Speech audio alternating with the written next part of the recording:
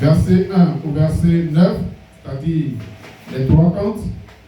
Matthieu 22, verset 23 au verset 32, Dieu a un nom. Et donc nous avons nommé notre Dieu. Le 9 avril 2021, à Bobiadoukou, il y a eu la grande déclaration, une déclaration solennelle faite par le serviteur Pierre du Christ. Nous révélons que le serviteur, fait par le serviteur Papa Josué, nous révélons que le serviteur Pierre du Christ est Christ. Voilà d'où le nom Christ est venu. C'est tiré du livre des Actes, chapitre 2, verset 36.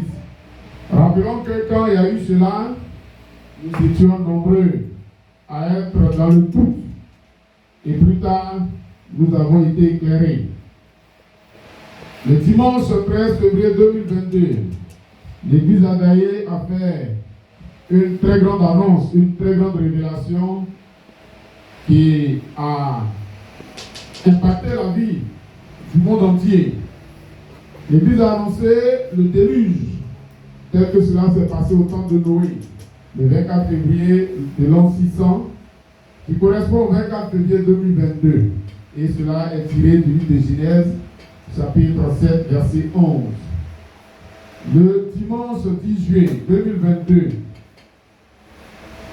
le serviteur fait une annonce solennelle appelant à la rectification des termes maladroits contenus dans les prières que nous disons à l'église Adaye. Et s'en est suivi le 24 juillet 2022. Le prophète Adaye et les deux saints nous ont vêtus de la soutane piédestale que nous portons aujourd'hui. Cela n'était pas. Nous portions la soutane serpent et ils nous ont enlevé cette soutane-là et nous ont vêtu de la soutane, la soutane piédestale que nous portons aujourd'hui.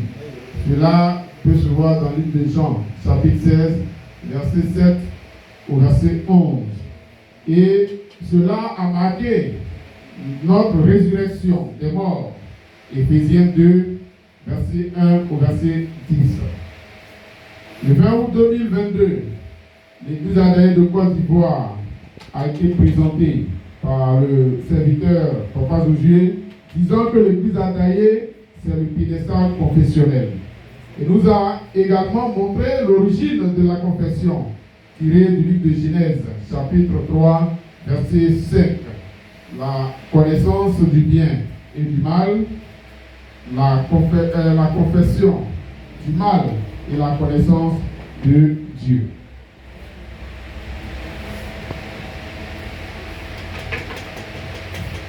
Le 20 août 2023, il y a eu notre nouvelle alliance. Le prophète Adaye donc a tissé une nouvelle alliance avec notre génération.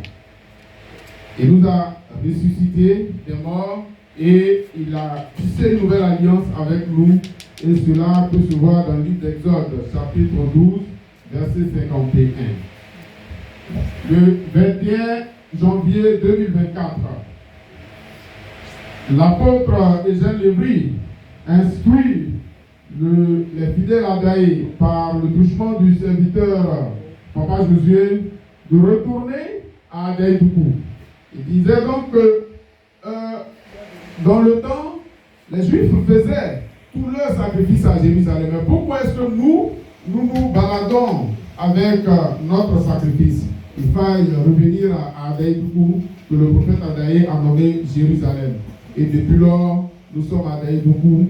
Et la Pâque de 2024 a été la première véritable Pâque de l'église Adaye de Côte d'Ivoire.